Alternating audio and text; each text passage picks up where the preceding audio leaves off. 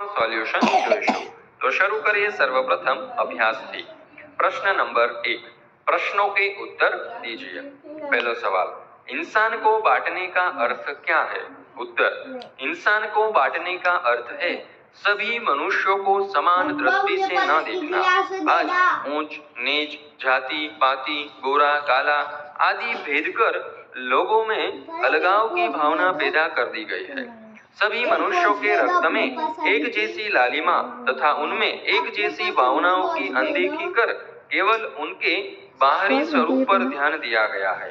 इस प्रकार इंसान का बंटवारा किया गया है. ત્યાર પછી જોઈએ બીજું, लोगों ने भगवान को किस प्रकार बांट लिया है? उत्तर, कुछ लोगों के भगवान मंदिर में तो कुछ लोगों के भगवान मस्जिद में रहते हैं. कुछ लोगों ने अपने भगवान के लिए गिरजाघर बनाए हैं. एक ही भगवान को लोगों ने अलग अलग ढंग से देखा है. वे उनकी अलग अलग तरीके से पूजा करते हैं. इस तरह लोगों ने भगवान को बांट लिया है. ત્યાર પછી જોઈએ ત્રીજું, चट्टानों की प्यास कैसे बुझाई जा सकती है? उत्तर, चट्टान का अर्थ है वे लोग जो भेदभाव के जुल्म सहते सहते पत्थर जैसे कठोर हो गए हैं. हमें उन लोगों के साथ समानता का व्यवहार करना है. उन्हें भी अपनत्व प्रदान करना है. इस प्रकार प्यार का शीतल जल देकर चट्टानों की प्यास बुझाई जा सकती है. ત્યાર પછી પ્રશ્ન નંબર 2. इस काव्य को आरोह अवरोह के साथ गाइए तथा समूह गान कीजिए. टिप्पणी, टेप रिकॉर्ड या सीडी पर इस काव्य को सुनिए, फिर लय ताल का ध्यान रखते हुए इसे गाइए. कक्षा में सभी छात्र मिलकर इसका समूह गान भी करें. ત્યાર પછી જોઈએ प्रश्न नंबर 3. निम्नलिखित काव्य पंक्तियों का भावार्थ बताइए. तो જોઈએ काव्य पंक्ति, अभी राह जो शुरू हुई है मंजिल बैठी दूर है, उजियाला महलों में बंदी हर दीपक मजबूर है. तो જોઈએ તેનું अनुवाद, दुनिया में समानता की भावना फैलने की अभी तो शुरुआत हुई है. समानता का भाव पूरी तरह फैलने में अभी देर है. उसके लिए अभी बहुत प्रयत्न करने पड़ेंगे. बिजली की रोशनी अभी केवल महलों धनी लोगों के घरों में ही है. गरीबों के घरों में अब भी दीपक ही जल रहे हैं. ત્યાર પછી જોઈએ સ્વાધ્યાય. એમાં પ્રશ્ન નંબર 1. प्रश्नों के उत्तर लिखिए. पहलू, कविता के अनुसार अब तक किन चीजों का बंटवारा हो चुका है? उत्तर, कविता के अनुसार अब तक मंदिर मस्जिद और गिरजाघर आदि के रूप में भगवान का बंटवारा हो चुका है. इसी तरह भिन्न भिन्न देशों के रूप में धरती और सागर भी बांट लिए गए हैं. ત્યાર પછી જોઈએ બીજું, किसकी मुस्कान को कोई रौंद नहीं पाएगा? उत्तर, सर्वत्र समानता का भाव फैलने पर लोगों में परस्पर अपनत्व की खुशी होगी. तब कोई किसी पर जुल्म कर उसकी मुस्कान को रौंद नहीं पाएगा अर्थात नष्ट नहीं कर सकेगा. ત્યાર પછી જોઈએ ત્રીજું, हरी भरी धरती को कौन सी परिस्थितियां रेगिस्तान में बदल सकती है? उत्तर, वर्षा के लगातार अभाव और भूकंप के तेज झटके धरती की हरियाली नष्ट कर सकते हैं. प्रकृति की ये रौद्र रूप हरी भरी धरती को रेगिस्तान में बदल सकते हैं. ત્યાર પછી જોઈએ ચોથું, उजाले को बंदी बनाने का क्या अर्थ है? उत्तर, उजाले को बंदी बनाने का अर्थ है उसे अपने अधिकार में रखना.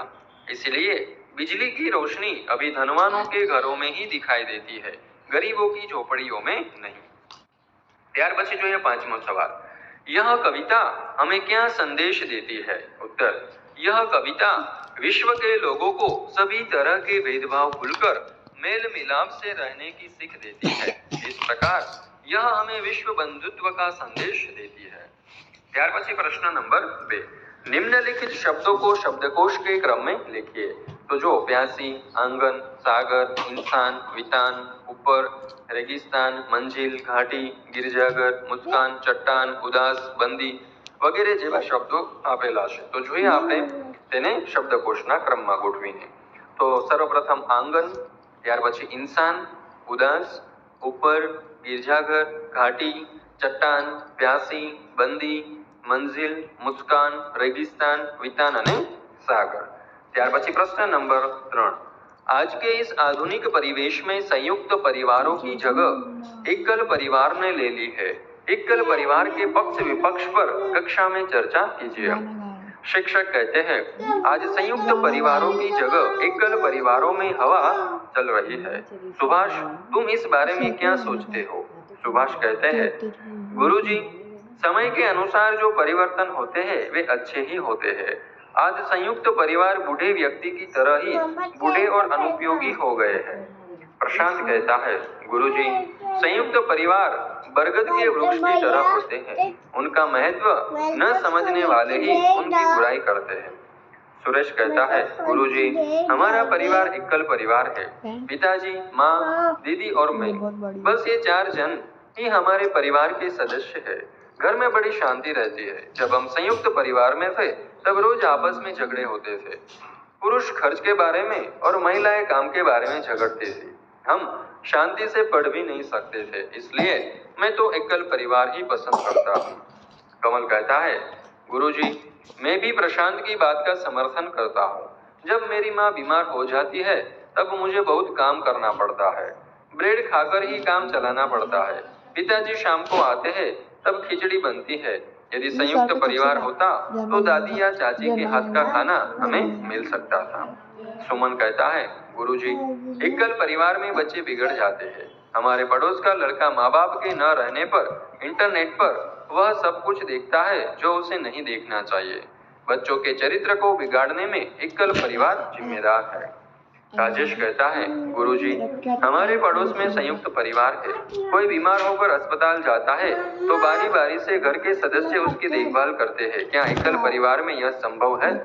शिक्षक कहता है, हाँ, तुम्हारी बात ठीक है। संयुक्त परिवार में सहयोग की जो सुविधा होती है वह एकल परिवार में संभव नहीं है, परंतु परिवार की शांति और आर्थिक दृष्टि से समय की मांग एकल परिवार है। प्रश्न नंबर 4, अपूर्ण काव्य को पूर्ण कीजिए। रात होने पर मैं निकलता, सबको देता हूँ शीतलता। मुझे देख सबके दिल बहलते, बच्चे मुझे पाने को मचलते। सब कहते हैं मुझको मामा, हर बालक है मेरा भांजा। यूं तो मैं तारों का राजा। बाळको, આ પાઠનો ધ્યાનપૂર્વક અભ્યાસ કરવા બદલ આપ સર્વનો ખૂબ ખૂબ